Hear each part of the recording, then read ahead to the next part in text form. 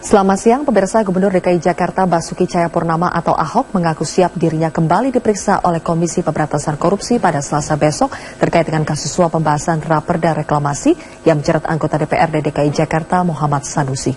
Ahok diperiksa sebagai saksi untuk bos PT APL Arisman Wijaya. Saat ditemui dalam peninjauan kesiapan UNBK di Jakarta Senin pagi, Ahok membenarkan bahwa dirinya akan diperiksa oleh KPK pada Selasa besok sebagai saksi dalam kasus suap Raperda terkait reklamasi Teluk Jakarta atas tersangka Direktur PT APL Arisman Wijaya. Ahok mengaku belum mengetahui pasti materi pemeriksaan dan pertanyaan apa saja yang akan diajukan oleh penyidik KPK. Namun Ahok mengaku akan mengosongkan seluruh agenda kegiatan gubernur. KPK hingga kini masih memeriksa kasus suap yang menjerat bos PT APL selaku salah satu pengembang Pulau Reklamasi Teluk Jakarta dan melibatkan Ketua Komisi D DPRD DKI Jakarta Muhammad Sanusi. Kalau tulisannya sih kasus Arisman ya, dia mau naikkan ke sidang pengadilan. Ya datang dong supaya cepat.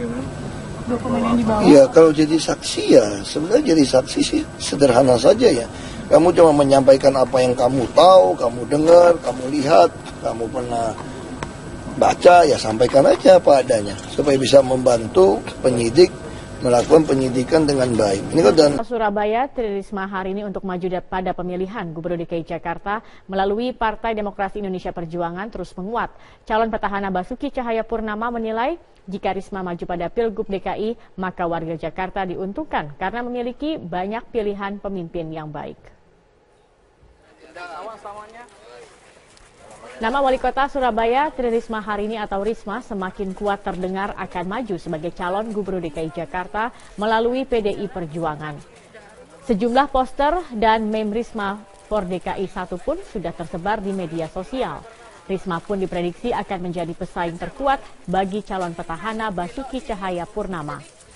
Menanggapi kemungkinan majunya Risma dalam Pilgub DKI, Ahok menilai hal ini akan menguntungkan warga Jakarta karena memiliki lebih banyak pilihan calon pemimpin yang baik. Memang kan tergantung orang Jakarta. Kalau semakin banyak pilihan, warga Jakarta makin diuntungkan.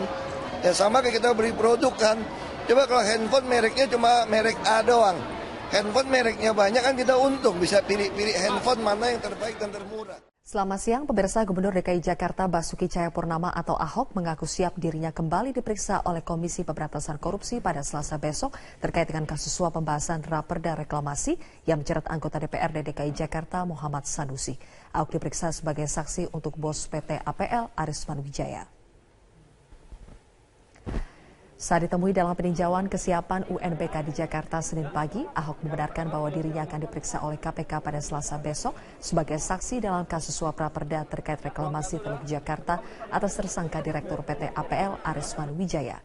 Ahok mengaku belum mengetahui pasti materi pemeriksaan dan pertanyaan apa saja yang akan diajukan oleh penyidik KPK. Namun Ahok mengaku akan mengosongkan seluruh agenda kegiatan gubernur. KPK hingga kini masih memeriksa kasus suap yang menjerat bos PT APL selaku salah satu pengembang Pulau Reklamasi Teluk Jakarta dan melibatkan Ketua Komisi D DPRD DKI Jakarta Muhammad Sanusi. Kalau tulisannya sih kasus Arisman ya, dia mau naikkan ke sidang pengadilan. Ya datang dong supaya cepat. Ya kalau jadi saksi ya sebenarnya jadi saksi sih sederhana saja ya.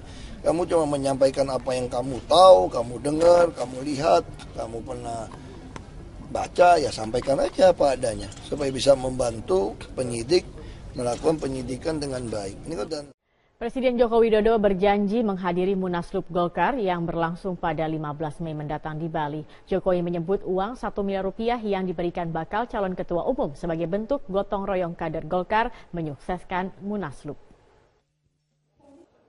Di tengah kontroversi uang 1 miliar rupiah sebagai syarat pendaftaran calon ketua umum Partai Golkar, Presiden Joko Widodo memastikan bersedia hadir pada Munaslup Golkar yang berlangsung pada 15 Mei mendatang di Bali. Menurut Jokowi, uang 1 miliar rupiah merupakan bentuk kepedulian kader Golkar karena penyelenggaraan Munas memerlukan biaya yang besar.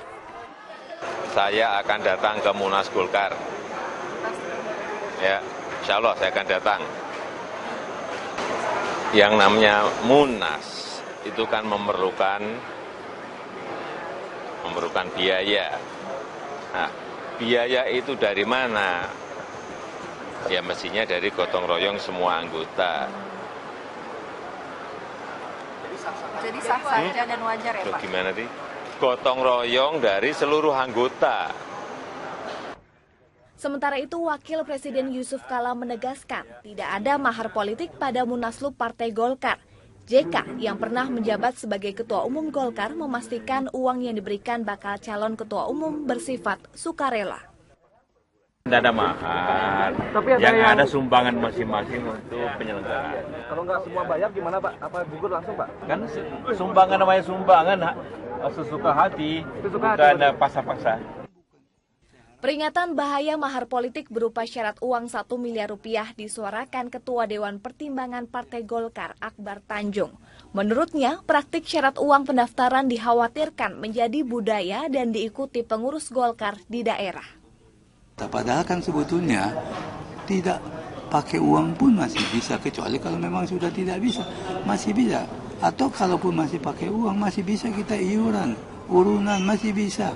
Kami pun dari One Team pun kalau diminta pasti kami juga akan ikut memberikan urunan. Jadi karena itu menurut saya sebaiknya tidak dipertahankan adanya iuran 1 miliar. Karena itu akan memiliki dampak yang sangat menurunkan citra Partai Golkar di mata publik. Seakan merespon keinginan publik, panitia pengarah Munaslup Golkar membatalkan syarat uang 1 miliar rupiah untuk mendaftar sebagai calon ketua umum. Dengan demikian, Syahrul Yassin Limpo dan Indra Bambang Utoyo ditetapkan sebagai bakal calon ketua umum meskipun belum menyerahkan uang 1 miliar rupiah. Tim Liputan, Metro TV.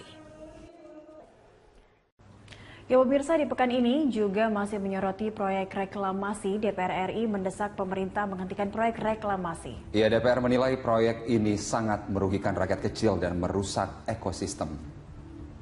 DPR mendesak pemerintah hentikan proyek reklamasi karena proyek tersebut sangat merugikan rakyat kecil dan merusak ekosistem. Hal tersebut diungkapkan oleh anggota Komisi 7 DPR RI Eni Maulani Siragih usai penutupan masa sidang. Menurutnya banyak kerugian yang dihasilkan oleh proyek tersebut, salah satunya nelayan. Ia menilai proyek reklamasi hanya untuk kepentingan para pengusaha asing dan dinikmati oleh sekelompok elit tertentu. Harusnya pemerintah bersikap adil dan memikirkan nasib para nelayan. Komisi 7 mengundang Menteri Lingkungan Hidup. Beberapa kali kita langsung tanyakan apa manfaat dari reklamasi ini. Ini memang cuma bisa dinikmati dari kaum yang berduit aja. Seharusnya kalaupun ada reklamasi ini, jangan hanya kaum berduit aja yang bisa menikmati reklamasi ini. Misalnya, yang nelayan tadi, yang rumahnya digusur, itu harusnya dibangun lagi di situ. Jadi bukan hanya kaum bihep aja yang menikmati pemandangan yang bagus, pantai yang indah. Senada dengan Eni, anggota Komisi 4 Daruri Wonodipuro mengatakan seharusnya pemerintah melakukan kajian yang matang dan mendalam. Ia menilai pembangunan reklamasi Pantai Utara Jakarta tidak tepat. Nah ini sebetulnya kayak ngatakan secara pribadi kurang tepat, karena ini membangun pulau. Mestinya sepanjang 32 km pantai Jakarta dari Banten sampai ke Jawa Barat, itu selebar 500 meter itu direklamasi dalam rangka mengamankan daratan Jakarta yang kita tahu 40% sudah di bawah permukaan laut. Jadi intinya ini perlu dikaji kembali. Yang penting sebelum itu dilanjutkan daratan Jakarta, pantai Jakarta itu perlu diamankan dulu dengan reklamasi, yaitu kalau saran saya minimal selebar 500 meter yang sekarang sudah terjadi endapan lumpur. Fitian dan Syamsul, TVR Parlemen melaporkan. Ya, kembali lagi di Jurnal Sepekan Warta Parlemen, pemirsa. Informasi selanjutnya, sejumlah anggota DPR RI menanggapi kritik yang disampaikan Presiden Joko Widodo terkait pelayanan SIM dan STNK yang masih dinilai berbelit-belit. Ya, menurut Komisi 3 DPR, seharusnya pemerintah mempersiapkan program yang jelas terkait dengan reformasi pelayanan SIM dan STNK. Sejumlah anggota DPR RI menanggapi kritik yang disampaikan Presiden Joko Widodo terkait pelayanan SIM dan STNK yang dinilai masih berbelit. Menurut Komisi 3 DPR RI, seharusnya pemerintah mempersiapkan program yang jelas terkait dengan reformasi pelayanan SIM dan STNK. Ditemui usai rapat paripurna DPR RI penutupan masa sidang keempat tahun sidang 2015-2016, anggota Komisi 3 DPR RI Muhammad Syafi'i mengatakan alangkah lebih baik jika Presiden Joko Widodo menyiapkan secara matang solusi atas pelayanan SIM dan STNK yang masih berbelit. Menurutnya dengan solusi yang baik, maka masyarakat dapat dengan mudah mengakses informasi dan melakukan pengaduan. Syafi'i mendukung program pemerintah yang pro-rakyat. Hanya saja hal yang dikritisi adalah bagaimana pemerintah mempersiapkan segala sesuatunya dengan baik. Akan menyampaikan sebuah kebijakan yang itu memudahkan rakyat, dia siapkan dulu. Kalau semua mengucapkan, piranti yang tidak disiapkan, kemudian kalau masyarakat nanti kecewa, tidak tahu kemana mau mengadu, ini saya kira lagi-lagi pencitraan gitu. Sementara itu, anggota Komisi 4 DPR RI yang juga pimpinan Badan Legislatif DPR, Firman Subagio, menyambut baik kebijakan baru dari pemerintah. Menurutnya, sistem birokrasi dalam proses pengurusan SIM dan STNK lebih bagus jika dipersingkat, asalkan tetap mengacu pada peraturan undang-undang yang berlaku. Semuanya ini harus mengacu kepada ketentuan peraturan perundang-undangan yang berlaku, juga peraturan-peraturan lainnya, termasuk peraturan daerah. Pengurusan STNK dengan sistem satu atap ini sudah cukup baik dibandingkan dari pengurusan izin-izin yang ada di sektor perhubungan laut, perhubungan udara. Itu belum bisa sistem satu atap seperti yang diselenggarakan di Kepolisian Republik Indonesia ini. Oki Zulindra dan Julian, TVR Parlemen melaporkan.